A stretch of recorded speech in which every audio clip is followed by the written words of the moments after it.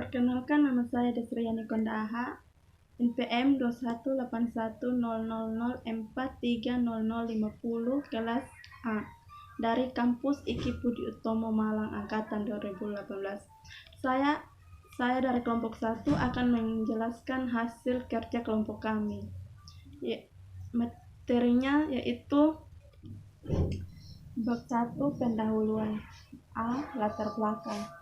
Sebagai agenda sentral bagi hampir semua negara, pembangunan menjadi wacana pembicaraan di negara-negara maju. Walaupun esensi dan tolak ukur dipergunakan berbagai dengan negara berkembang. Oleh karena itu, memahami berbagai pembangunan dan ekspresi kebijakan yang terkandung di dalamnya merupakan hal yang sangat penting para pelaku pembangunan agar mereka dapat mengaktifkan peran aktif dalam proses pembangunan, baik dalam memahami, mengkritik, merekonstruksi, maupun secara konkret mengaplikasikan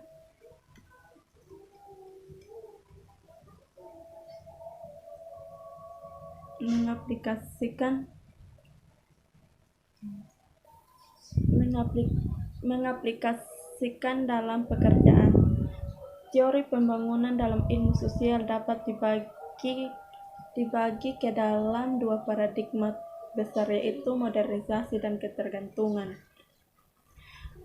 Paradigma modernisasi mencakup teori-teori makro tentang pertumbuhan ekonomi dan perubahan sosial, dan teori-teori mikro tentang nilai-nilai individu yang menunjang proses perubahan. Sementara paradigma ketergantungan mencakup teori-teori keterlatar belakang dan sistem dunia. Yang B. Rumusan masalah. Pertama, apa pengertian dari konteks histori? B. Tujuan asumsi secara pembangunan. C. Manfaat aliran teori modernisasi. D. Tujuan kritik terhadap materi modernisasi. C. Tujuan. Yang pertama, untuk mengetahui pengertian dan konteks histori. Kedua, untuk memahami asumsi modernisasi pembangunan. Ketiga, untuk mengetahui modernisasi juga berpengaruh dalam pemikiran keagamaan di kalangan pemimpin dan pendidikan agama. Modernisasi juga sangat mempengaruhi banyak pemikiran kalangan implikasi kebijakan pembangunan dan organisasi non-pemerintah.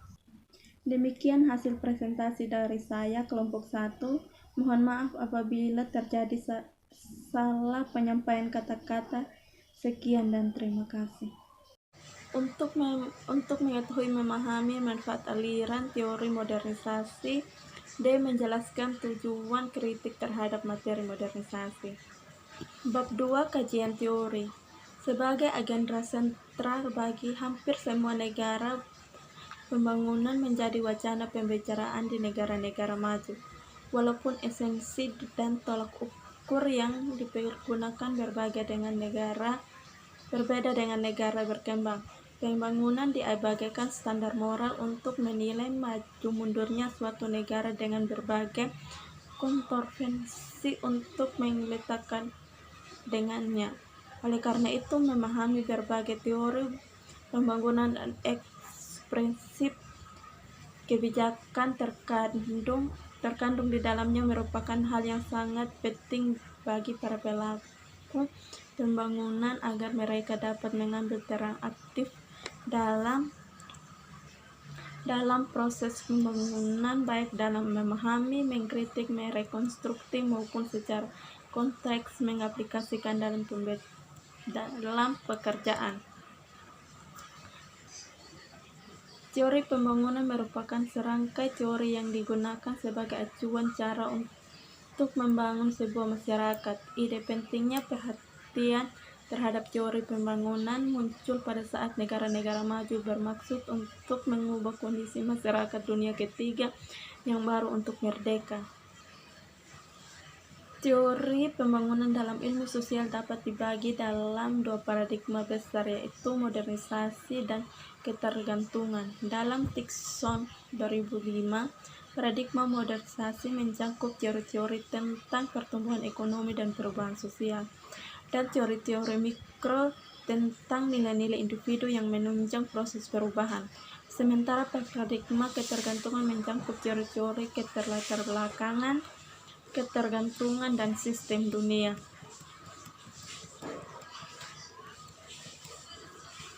Berbeda dari klasifikasi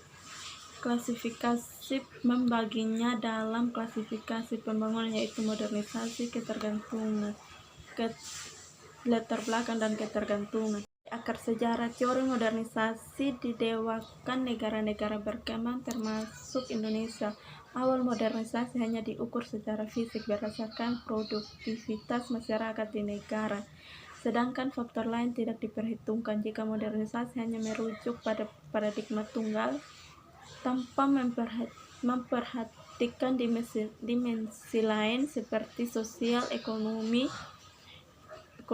politik, dan budaya, bahkan agama ada kesan pemaksaan kehendak dan monopoli ideologi yang tidak didasarkan oleh penguasa masyarakat di negara-negara berkembang.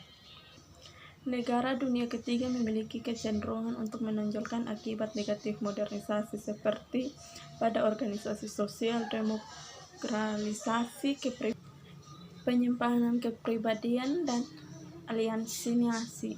Secara khusus, penekanan akibat negatif modernisasi ini terlihat jelas pada teori fungsionalisme dan dari Versos yang lebih memiliki pada cara perubahan sosial negara dunia ketiga dengan lambat tetapi terus-menerusnya pada perubahan sosial yang cepat dan mendadak.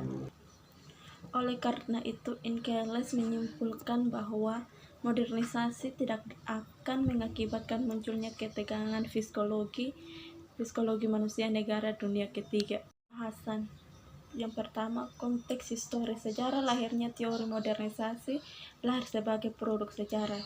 Peristiwa penting setelah masa Perang Dunia II yaitu munculnya Amerika Serikat sebagai kekuatan dominan di dunia. Sekalipun negara-negara barat seperti Inggris, Prancis, dan Jerman semakin melemah setelah Perang Dunia II, Amerika Serikat juga justru menjadi pemimpin dunia setelah pelaksanaan Marshall Plan yang diperlukan untuk membangun kembali Eropa Barat akibat Perang Dunia Kedua.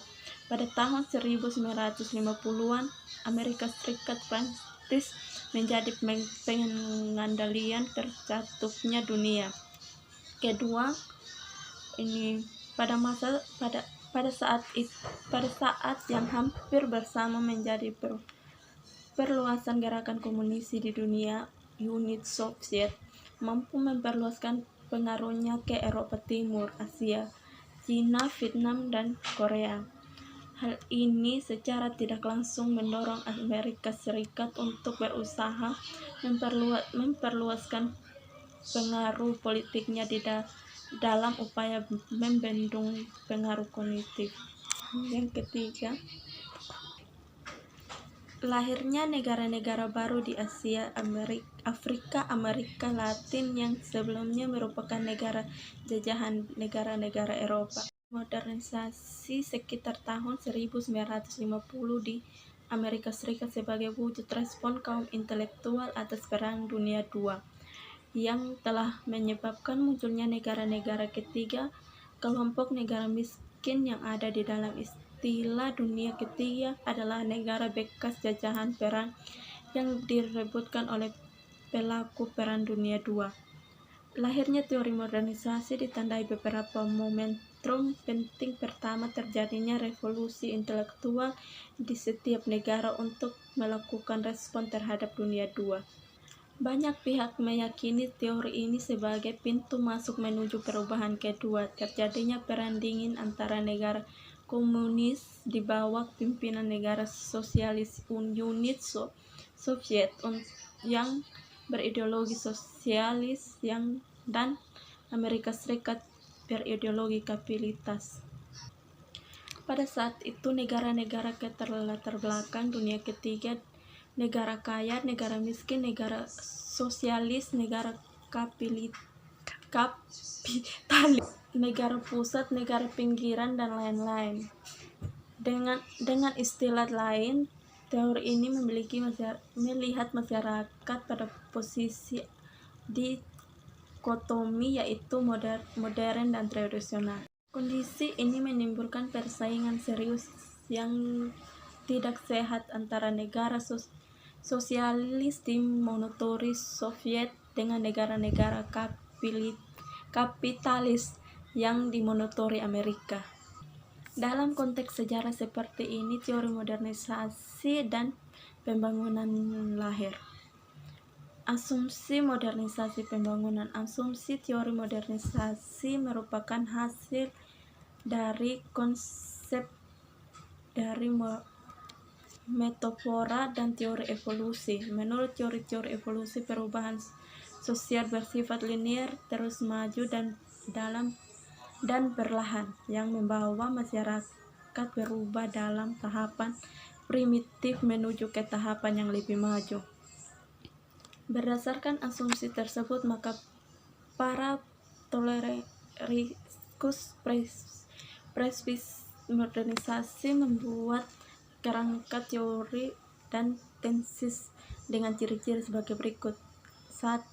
Modernisasi merupakan proses bertahap teori tersebut tentang tindakan landas membedakan berbagai fase pertumbuhan ekonomi dan kehendak tercapai oleh masyarakat, diawali dengan masa primitif dan sederhana menuju masyarakat dan berakhir pada tahanan yang maju dan kompleks. Modernisasi sebagai proses homogenisasi tidak tetapkan bahwa proses modernisasi merupakan sebuah proses yang menuntut kesamaan dan kemiripan, dan hal ini menjadi indikator bahwa proses pembangunan dikatakan berhasil.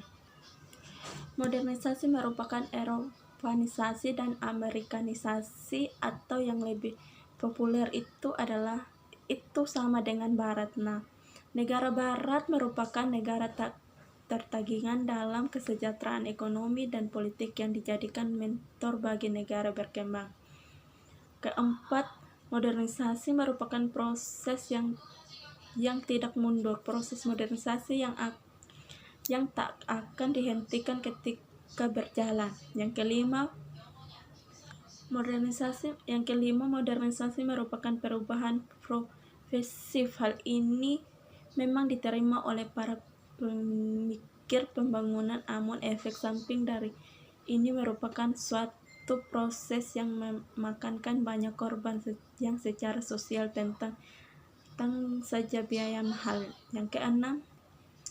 Yang keenam, modernisasi memerlukan waktu panjang karena modernisasi merupakan proses evolusioner, sehingga perubahan yang dapat dilihat juga tidak serta merta cepat. Dalam teori modernisasi, aliran modernisasi merupakan ciri-ciri dasar, antara lain sumber perubahan adalah dari dalam atau dari budaya masyarakat itu sendiri, bukan ditentukan unsur luar. Modernisasi diartikan sebagai transformasi. Ciri-ciri pokok teori modernisasi. Yang pertama, modernisasi merupakan proses bertahap. Kedua, modernisasi juga dapat dikatakan sebagai proses homogenisasi. Yang ketiga, modernisasi terkadang mewujud dalam bentuk lahirnya sebagai proses Eropanisasi dan Amerikanisasi atau modernisasi sama dengan Barat. Keempat, modernisasi juga dilihat sebagai proses yang tidak bergerak mundur. Kelima, modernisasi merupakan progresif. Teori yang dianggap mewakili beberapa pemikiran aliran teori modernisasi yaitu sebagai berikut. Yang pertama, teori yang menekan bahwa pembangunan hanya merupakan masalah penyediaan modal untuk investasi. Kedua, teori yang menekankan aspek psikologi individu. Yang ketiga, teori yang menekankan nilai-nilai budaya sumber aliran tentang peranan agama dalam pembentukan kapitalisme. Nilai-nilai masyarakat antara yang lain melalui agama mempunyai peran dalam mempengaruhi tingkah laku individu. Teori yang menekankan banyaknya lembaga sosial dan politik yang mendukung proses pembangunan sebelum lepas landas dimulai. Yang kelima, teori yang menekankan lingkungan material, yaitu lingkungan pekerjaan sebagai salah satu cara terbaik untuk membentuk masyarakat modern yang bisa membangun. Dengan demikian, ciri umum dari teori modernisasi adalah sebagai berikut. Yang pertama, teori ini didasarkan pada dikotomi antara modern dan tradisional. Kedua, teori modernisasi juga didasarkan pada faktor-faktor non-material sebagai penyebab kemiskinan. Ketiga, teori modernisasi biasanya bersifat ahistoris dan hukum-hukumannya sering dianggap berlaku secara universal. Berikutnya, kritik terhadap materi modernisasi. Pada dasarnya, teori modernisasi berangkat dengan gagasan awal, yaitu mengenai perubahan sosial. Yang dimaksud dengan perubahan sosial adalah perubahan dari tradisional ke modern, yang mencakup perubahan di sebagian besar sektor vital dalam masyarakat, terutama sektor ekonomi. Kemudian perubahan sosial tersebut diwujudkan dalam suatu konstruksi modern dalam bentuk industrialisasi sesuai konsep Barat.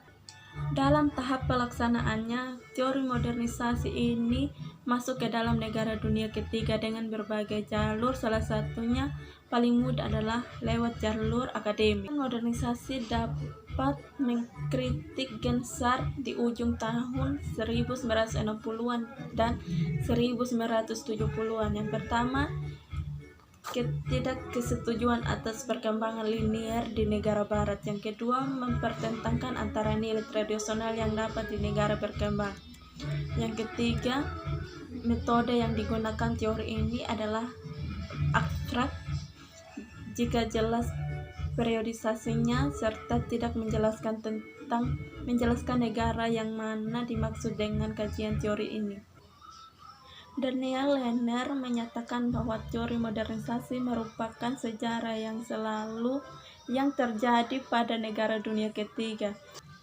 Dalam sejarahnya, negara dunia ketiga mengalami masa penjajahan oleh bangsa Eropa sehingga membuat negara tersebut tertinggal. Selain itu, teori ini menyatakan bahwa untuk menjadi negara dunia ketiga harus mengikuti proses yang terjadi di negara dunia pertama, negara barat. Akan tetapi proses negara dunia pertama menjadi modern membutuhkan waktu yang sangat panjang. Modernisasi barat menganggap bahwa barat adalah negara tingkatan tertinggi dan merupakan pusat transformasi dari negara berkembang menjadi negara maju. Dengan tingkat industrialisasi berkembang menjadi negara maju dengan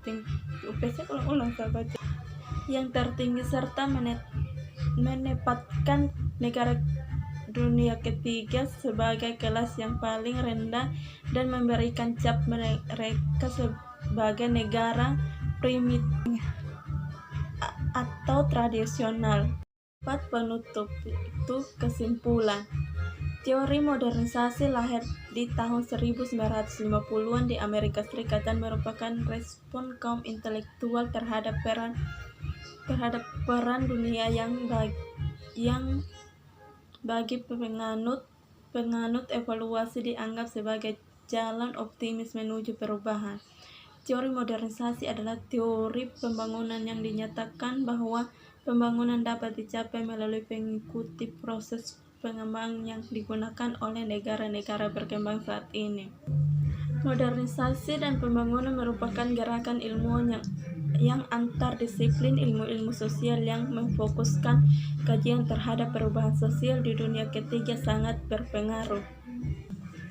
Modernisasi Ia berpengaruh dalam pemikiran keagamaan di kalangan pemimpin dan pendidikan agama. Modernisasi juga sangat mempengaruhi banyak pemikiran kalangan, implikasi kebijakan pembangunan dan organisasi non-pemerintah.